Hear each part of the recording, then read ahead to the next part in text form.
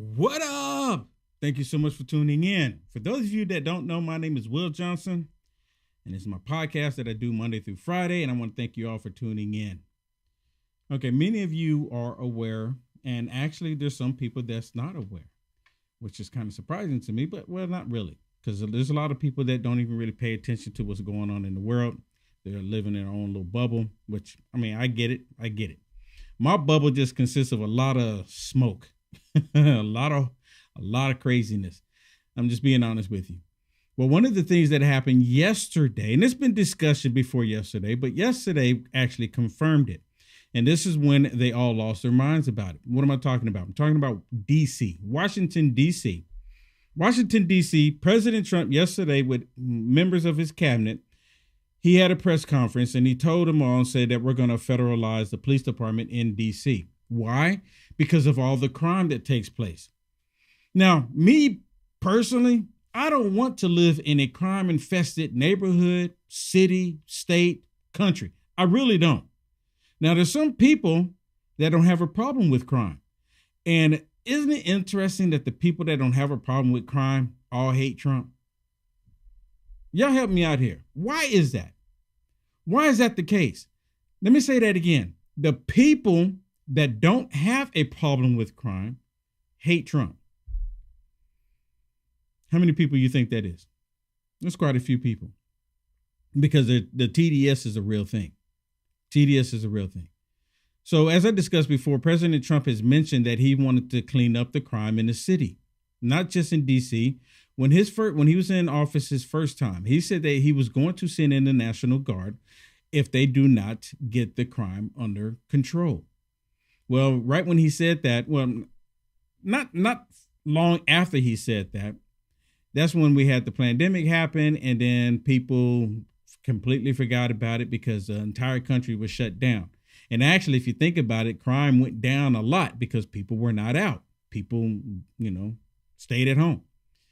Well, now people are not staying at home. People going to work, people going to the grocery store, people going to the park, people just going to meet friends, people just hanging out. And people getting mugged, people getting robbed, vehicles are getting broken into. This crime is happening, drive-by shootings, et cetera, et cetera. All of this is happening, and this is happening under the watch of Democrats. And of course, none of these Democrats want to acknowledge the crime that's taking place. They just want to say President Trump is the problem, while the crime is happening in their cities. Now, I think it's Tennessee, and I forget the other state. But Tennessee and the other state that I can't think of these are red states, but the cities are Democrat cities. Like, for an example, here in the state of Texas, Texas is a red state, but the cities where you have Dallas, Austin, Houston, San Antonio, they're ran by Democrats. And the crime that we see in the state of Texas is primarily in the cities where Democrats are controlling it. Well, the main reason is because the Democrats, they prevent the police officers from doing the job that they need to do. They've handcuffed the police chief. They handcuffed the police officers in these different states, in cities, rather. And I've talked to many police officers. Their hands are tied. And you know how the Democrats tie their hands? Because we're like, Will Johnson, police officers take an oath to uphold the Constitution and to defend and protect. You know how they get police officers to look the other way when crime happens, other than paying off the corrupt criminal police officers? You know how they do it? The Democrats will tell them when they're mayors, and sometimes in some cases governors, like the state of California, but they will tell the police chief that you better not arrest these criminals, or at least you better not keep them in there. And if you do arrest them and you do keep them in jail, you go against what we want as Democrats, then we're going to remove you. You're going to lose your pension. I learned that talking to countless police officers. I'll talk to this police officer in this state, that police officer in that state. And I learned this talking to police officers no other than California. And police officer told me, said, look, I'm just doing my job. And besides, I don't want to lose my pension. And ever since I realized that, and I'm saying, oh my goodness, they're making police officers violate the oath that they took because by holding their pension over their head. And some of these police officers, 15 years, 20 years, getting ready to retire, and they're about to lose their pension if they do not follow these unlawful orders by these Democrat mayors and governors. Me personally, I wish President Trump, I don't know if President Trump can do anything about this being president, but the governors in red states, I wish they would do this because I know the governor can do it. I wish the governor in each red state would put a rule in place. I guess it would have to take the legislators as well, but they should put a rule that's ran by decent Americans in red states, because that's the only place you can find really decent Americans. I wish they would put in a rule saying that if you've joined the police department, join the police force, and you get a pension and you're there 5 years, 10 years, what have you, because I think the amount of years that you're there, the pension increases, right? I think that's how it works. Y'all can let me know in the chat. So that's my understanding of it. So if a police officer takes an oath, because they all do, and then you have, let's say 5 years later, you're still on the police force, and then a tyrannical Democrat becomes mayor or governor, and then they want you to violate the oath that you took, and you say, I'm not going to do that because it violates the oath that I took, and then they fire you, and then you say, look, this is what they wanted me to do, and just go ahead and make sure you document it, right? This is what they wanted me to do, and I refuse to do it because it violates the oath that we've all taken. Automatically, right then, you should get your pension. If they're going to fire you, you should get your pension. I guarantee that if police officers join the police force and these tyrannical Democrats come in there and they're trying to make them to do unlawful orders, violate the Constitution, violate the oath that they took, it will come to a complete end because police officers could say no to them. Go ahead, fire me because I'm going to get my pension. I'm out. Go ahead and do it. I could go start another career. Do it. By all means, do it. These Democrats won't utilize them. They won't weaponize the police force against the American people any longer. I don't know why this is not the case. Something needs to be put in place to prevent these Democrats from weaponizing the police department against American people. Something needs to be put in place. Why is Will Johnson the only one saying this? I've yet to hear anybody say this. And I've told police officers this, and they kind of looked at me and they're like, oh my goodness. Oh my goodness. Yeah, because it's a no-brainer. This is like for me, I look at it as this is like a Trump move, right? This is what we're going to do. This is what we're going to do. Maybe, you know what? They should do this for the military as well. If you're in the military and you have some tyrannical Democrat that gets in the White House and they try to get these generals and all of them to violate the Constitution, all of it would come to an end. It would come to an end and say, we're going to relieve you of duty. If you violate the Constitution, document it, of course. Can't just make it up because you want to get out. But if they do that, weaponizing the military, weaponizing the police department against American people will come to an end. That's what needs to happen. So yesterday, President Trump decided to go ahead and take over the DC police because the mayor in DC, which is another tyrannical Democrat, not doing the job. They're not preventing the crime from happening. There's news reporters, there's politicians, there's everyday people walking the streets of DC, getting rubbed, vandalized, assaulted, vehicles broken into, vehicles stolen. And the mayor, the idiot mayor in DC, does nothing about it. Actually, she comes out and says, well, the crime is not really all that bad. The crime is really not all that high. I mean, actually saying this nonsense. Actually saying that. I'm like, this is wow. Bizarre even. Because the crime is crazy in DC.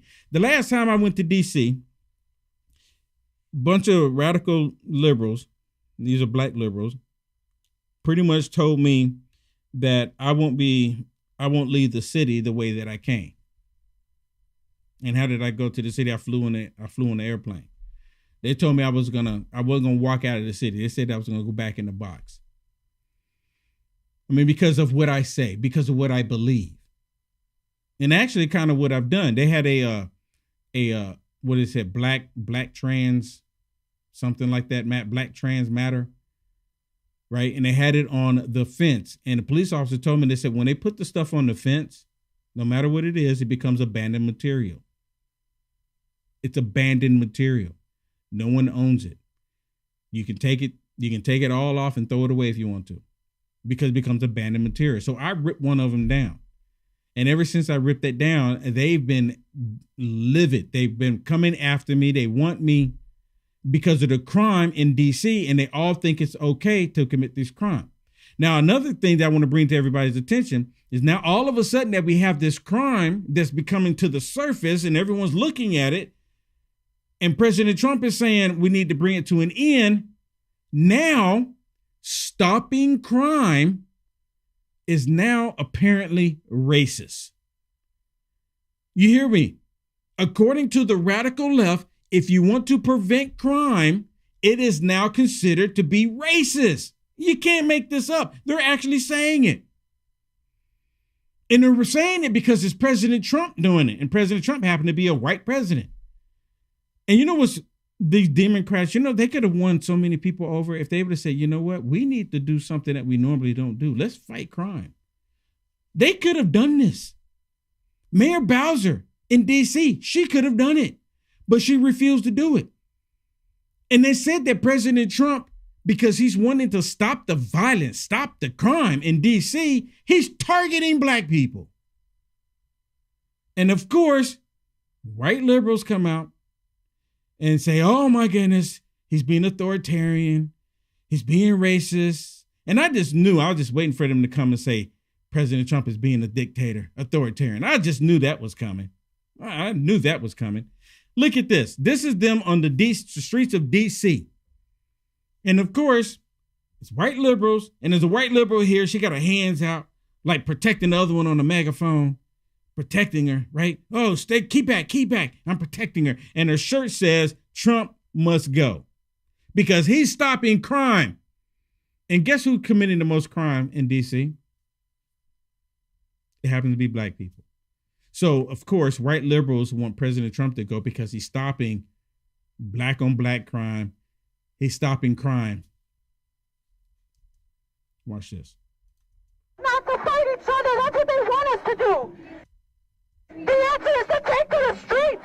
They are installing a fascist America and a fascist takeover of D.C. It is time to unite, not to fight each other the way they want us to do. And it is time to get people into the streets. To get people into the streets. You see that? Now, I've talked about that multiple times. We need to get people in the streets. And it's always the white female liberal. I don't know why this is. I've been asking this question for years now. I don't know why it is. And more and more people are starting to recognize it, that white liberal, the white female liberal, they believe that they know best for everybody. And here it is, they're telling people to get out in the streets. Have you ever known for Democrats to tell people to get out in the streets and be peaceful? What do you think she's calling for? Because them going out there singing Kumbaya, they know nothing's going to change. Crime is going to be stopped. These people are actually out here protesting, advocating for crime to continue. You can't make it up. Here, leave here, leave here, leave here, leave